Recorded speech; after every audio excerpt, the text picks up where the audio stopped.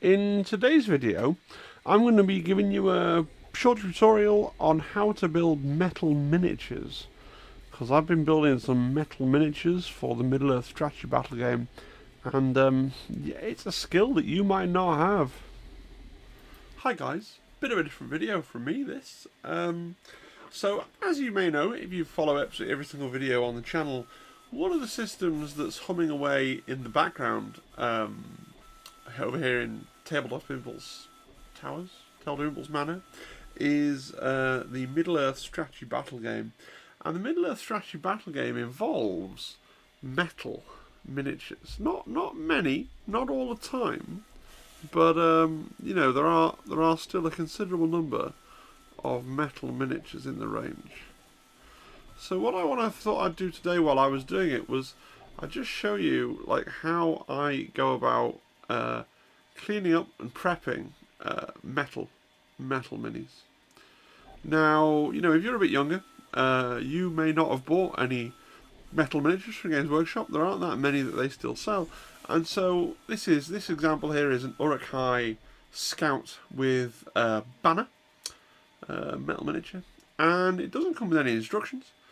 As you can see, there's a separate piece. There's an arm, right, that's sort of attached to the sprue, and it's going to come in a plastic and go in a plastic base like that. And you might just be a little bit sort of unsure what it is that you're going to do with this metal miniature. You know, if you decide to pick up Middle-earth strategy battle game, and then a couple of the characters that you want are older and they're only available in metal, you know, you may never have learned the sort of ups and downs of metal miniatures. So what I'm going to try and do today is clue you in on that. Now, those of you that watch my hobby streams will know that I'm useless at trying to keep the relevant things in shot. I'm going to try and do a lot better today because obviously this is a video for the channel. So first thing I want to talk about is clippers. I have a lot. I'm going to have to zoom out a little bit more. You have to forgive me. I don't have the kind of camera that can do all this stuff automatically. So I have a lot of clippers in my life. I've reviewed before the Display, the sort of knockoff God Hand clippers that I like on my plastic clippers. I got an old reliable pair of Citadel clippers. I got some Army Painter clippers that I purchased once when I wanted to do some hobby on some miniatures and I had nothing with me, but I just needed to get my hobby fixed. I'm not going to use any of those on my metal miniature. I'm instead going to use these. These are a pair of Super Tool, spelled S-U-P-A capital T-O-O-L, cheapest rusty wire cutters, because I don't want to ding up any of my actual nice snips, even my slightly older Games Workshop snips, on a metal miniature.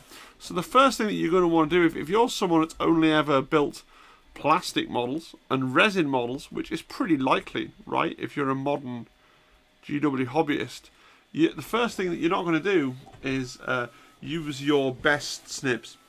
So there's a lot of work to do on here, and it's quite hard to see, and it's hard to see on camera. It's not actually that much easier to see in real life.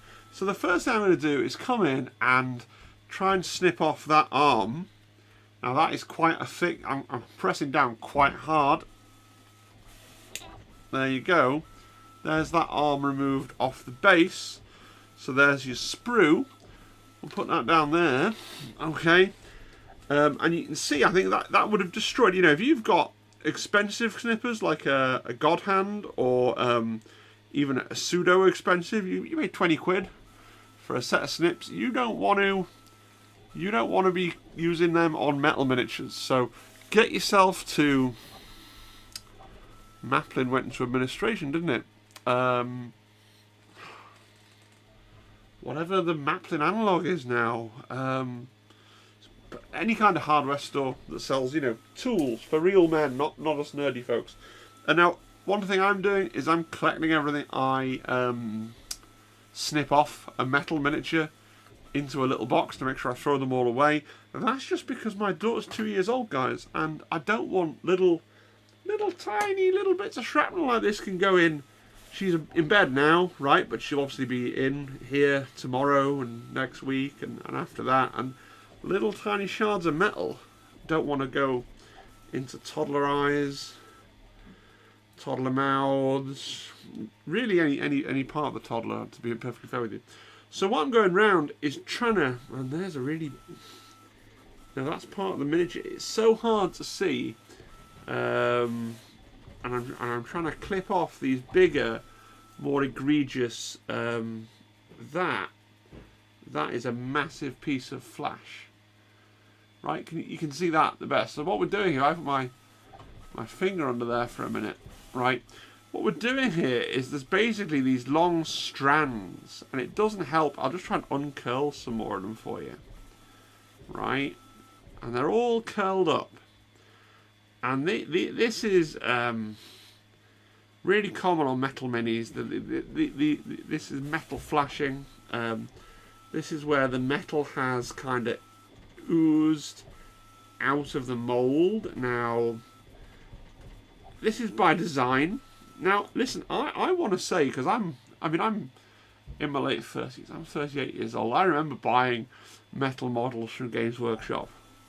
You know, back in the day. I don't remember having to do this much cleanup. Like, I'm just going to try and extend all these to show you. I don't remember having to do this much cleanup on every metal character. And this isn't a fluke. I've just done one off camera before I decided, hey, this could be... I was narrating the process in my head. And I thought, hey, this could be... Does anyone else who has YouTube do that? And I thought, this could be a video. You see, they've all got to go, right? And I remember the models used to not have this much cleanup to do. So what I'm trying to do is get in. I mean, remember when I was a teenager, you'd sort of wiggle them off with your fingers. Some people brush them off with a stiff brush. But what I'm going to try and do is use my kind of cheapy wire cutters. I'm just going to collect all these little strings of things that could cause mischief if swallowed or investigated too closely. Collect them all in this little box. And it's, you know, it's a skill long lain dormant, and I guess there aren't that many pitfalls to it, right? There's a couple of other things I want to show you, but it's going to be one of those videos where, is that a piece of flash? Or I can barely see it, and on camera it's even worse. Is that a piece of flash or a piece of belt? Looks like a piece of belt. Won't clip that off. Really hard to read the miniatures. I remember back in the day in White Dwarf, they used to wash all the metals with black ink to photograph them, so that you could kind of see, because you used to get unpainted pictures of all the new releases in the back pages of White Dwarf in the mail order catalogue section, right? And so all the metals used to be washed with black ink, so they'd photograph and you could actually see the detail. So I'm aware that it's hard to sort of see what I'm doing. But like there's a big bit, hopefully you can see that on the side of that banner there. That's got to go. And there's nothing worse than missing a bit and priming the model, and then, you know, you've got to try and sort that out later. Now he is not yet perfect, right? But I've got off about as much as I'm going to get off with this particular tool. So I'm going to put him for one side for a minute, because of course there is a second piece here. Okay. Right, a little bit off there. Where did that go in the pot? Oh dear. Okay. Now there's a big bit of this sprue on the bottom there that I've got to get off. Piece of sprue. And again, and I know it's hard to see on the camera, my fingers are in the way, but there's more of these little lines of flashing. and stuff like that. Right, so get those off. Now, after you've done this, and I've got 2 more, I'm not going to film all of them, don't worry. After you've done all of them, every little, there's still problems. So, I don't know if you can see, that sword is not straight, it's bent. So one trick that I have for dealing with those, where did I put? I had it out so that it was here for when I was filming. And then you know when things just completely, aha, here we go. Going to use so this is my multi-tool, right? This is this is not a hobby tool at all. Well, this is what I would carry regularly for doing things if we were allowed to carry such things.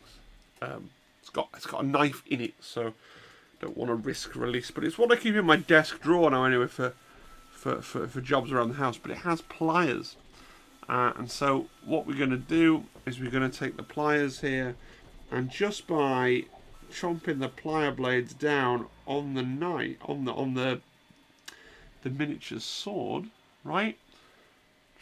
So I don't have I don't do this kind of thing very often because I don't have an auto-focusing camera.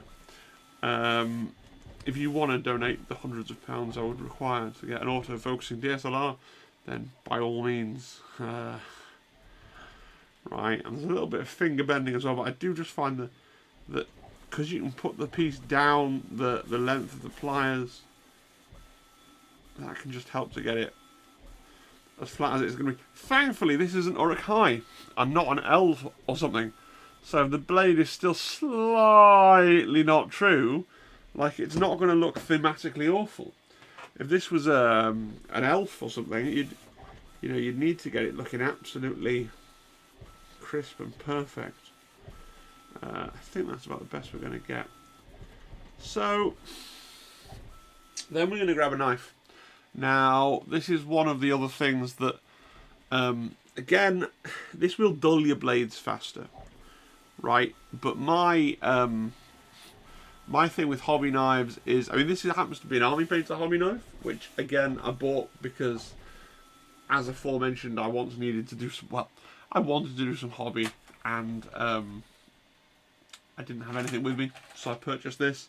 But, like, you don't need a fancy hobby knife at all, right? What you need is something that will take number 11 non-surgical scalpel blades.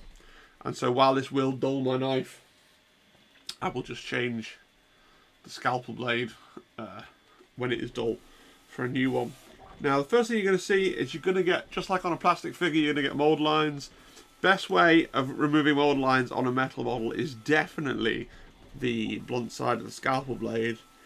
It works much more perfectly. It's not my go-to method actually for plastic miniatures.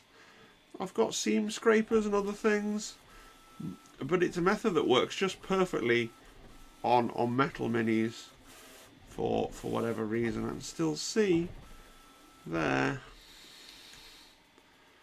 Yeah, so that's, I'm still not happy with how straight that sword is. That's that part cleaned up. Now on the actual miniature itself, I'm going to go around with the blade and all the little stumps, essentially, from where I snipped earlier. Anywhere where it's just left a little scar. And, I'm pushing with quite a little bit of force here. And if I slipped, yeah, I would slice into the tip of this finger. Have done so many times. Tip of this finger has a mighty callus. Right, I can't even draw blood with that. So don't worry about me. But obviously, if you have if you are new to the hobby and your hands are smooth and uncalloused, and you didn't sort of slice off most of the tips and most of your fingers with Warhammer related accidents when you were sort of 13, 14, then you want to take better care. and for legal reasons, if you are under 18, please ask a parent or guardian to assist you before carrying out the advice of a random man on the internet when it comes to, you know, knives. And because it is metal, and I am having to apply a considerable amount of force. And like I say, if you've only ever used a plastic, if you only ever sort of put together plastic or resin figures, that's going to feel quite peculiar to you. And you know what? There really is a lot of this flashing. I thought this would be a very quick video because I didn't think I'd have that much to do. But my word, that bit's flung off. I will hoover later.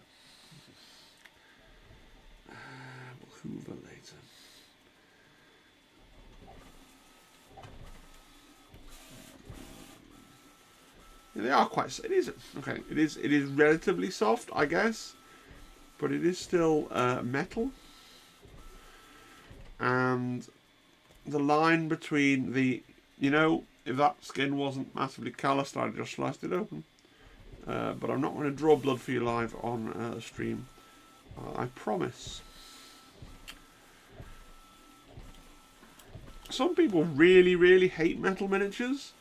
And you know, and I can understand it because nothing came with this in terms of instructions, in terms of what it was very much just here's the models, figure it out, which is how it used to be when I was a lad. You know, you just got the bits of metal in a blister pack. You know, plastic miniatures always came with instructions, but metal miniatures very much just here's your thing, work it out. And I have a funny story. My wife, when she first started playing Warhammer, she loved the Bretonians, and she bought a Bretonian trebuchet, which at that time was a metal miniature, and she couldn't get it together because it was warped. She took it into Games Workshop in Liverpool and said, "Oh, you know, I bought this and I can't get it together." And you know, because mild sexism is a thing. You know, the manager was like, "Oh yeah," you know, thinking, "Oh, you know, little girl can't get her trebuchet together." I mean, my wife was must have been 19 or something at the time. I'll do that for you easily. Apparently, it took 3 members of staff. I didn't know at the time, but she's told me the story. Apparently, it took 3 members of staff and about half a packet of green stuff to get this warped trebuchet together. Right, there's one other thing that's interesting here. So there's a section here. I'm going to try really hard to show you where the banner pole comes down here, and the leg is here, and the banner pole is here, and the gap between the two is just filled in with metal. And so when that happens, sometimes I'm just going to gently probe it with a knife to see if it's thin enough to do something about. I don't think it is on this occasion. Sometimes you can remove those little casting errors, and other times, honestly, and it sounds, for anybody coming at this from modern miniatures, it sounds terrible to say, you just have to paint the thing black, because it shouldn't be. I mean, there's a few plastic models that have that problem, right? There's a few plastic models that have that problem. Not many. But yeah, I don't think I'm excavating that. So, like I say, there's just some metal that's bridged from the banner pole through to the leg. We'll just have to paint that black. Sad. And then I keep looking around and seeing other little pieces where I just have to get that base of that flat. But it's really more or less cleaned up now. So now we can start trying to think about putting it together. So it's going to go into one of these slotter bases. First thing you always want to do is test fit, because sometimes they're tight This one's going to be tight. Sometimes they're loose. So if you get a tight one, which is like what this is, and I missed a bit of flash on the toe, so let me get that. See that? That was just coiled around the toe. And I guarantee after I spray it, I will find more of these, despite my best efforts. So that one is quite tight, right? Which is not what I was assuming it was going to be, because the first one that I put together was quite loose, but these tabs really do vary. Yeah. So what you're going to do, don't try and file down the miniature. If this happens to you, don't try and file down the miniature. We're going to try and file down the inside of the slaughter base. That's far more yielding. So what I'm going to do, again, these aren't tools that I've used in ages. That's how often do you just need to brute force file something. I'm going to take a file here. This isn't a flat file, which is the file I wanted, but it'll do. It fits. I'm just going to very roughly... It fits, he says. No, you know what? I don't think it does. Maybe I'll take an emery board and try that. Use the rough side of the emery board. Yeah. Just want to try and remove a bit of the inside of the base. And you can see it's working because the base is coming off on the red side of the emery board. So these are designed for buffing your nails, but buy cheap ones. They always come in little jobs like this. There we are. Hopefully that's going to be enough, but never ever you see, put the glue on the tab and assume it will just slot into the base. See, that now is home, so he can go into the base. So we can glue that one now. Now, in terms of glue, I like Gorilla Glue Super Glue Gel. It can get a bit clagged in the bottom of the pot. Just want to give you the big zoom out there. Right, you just want to whap it on a vortex mixer, just like you would with stubborn paint. Right, if it's not coming out, scroll that back down, focus that back in, and then, you know, apply the glue. It's gel glue, so it'll just sit there. We can do both sides, and then we're just going to get that in to the base that we've already filed down. Obviously, just added more material. Now you're going to end up with a bit of glue splashing up around the... Oh, you can't see what's happening. You're going to end up with a bit of glue splashing up around the sides.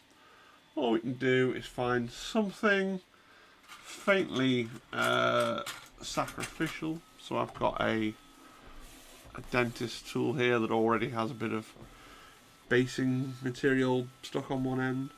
Just use that to remove any excess glue, smudge any glue into any little corners. And now the miniature's on a base, so that's fine. We've got to get the arm on.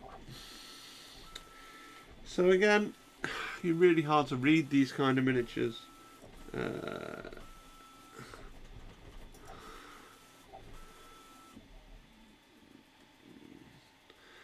it going up? Is it going down? Is it going from side to side? I'm pretty sure he's waving it in the air, right? Yeah, like so. Sort of saying forwards, kill them, rah rah rah, I'm an Uruk-hai. I don't know, they don't really speak, do they? He's probably just going rah. So again, we're gonna pop that in there.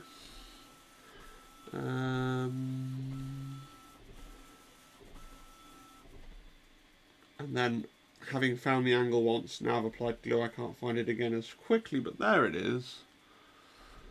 Hold that for, you know, longer than you'd think. There we go. That's what I like about the Gorilla Glue, it's pretty fast acting. And then I will immediately spot somewhere where I need to just nick off another piece of flash. Now I thought I was going to show you one other trick, because the one I did off camera, he's here by the way, he's the scout captain.